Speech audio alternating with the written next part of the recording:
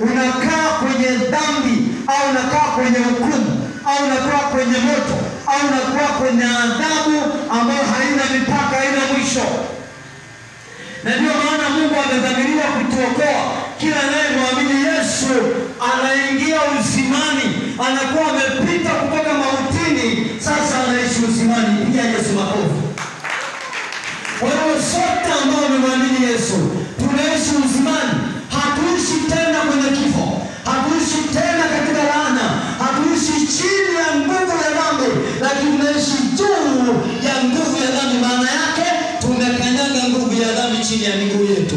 Dhambi haina mamlaka tena kutawala mwenye haki. Sema amina.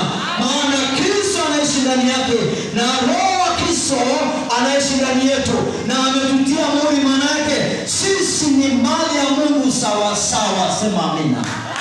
Sema amina.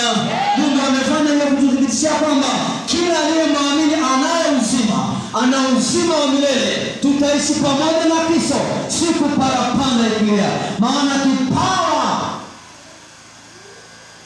tumepewa. Sema kipawa tumepewa. Sema kipawa tumepewa. Yeye kila atapewa, anapewa bure na atapokea bure. Pia Yesu Kristo makofi na vingine. Kwa hivyo nasema hivi ya kwamba wokovu ni kipawa cha Mungu. Maana yake kipawa hiki ni neema au msaada au upendeleo ambao hatukustahili. Na ndio maana ulimwengu utahukumiwa usipokiri kwa Yesu ni mwokozi wa maisha yao. Na kila anayesikia sauti hii na atakayesikia, ni vizuri akafanya maamuzi ya kumfuata Yesu peke yake. Sema amina. Yesu anasema ni njia, kweli na uzima. Maana yake ni kwamba kuna njia nyingi sana.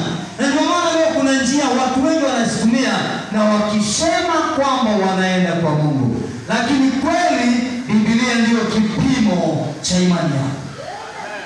Biblia ndio kipimo cha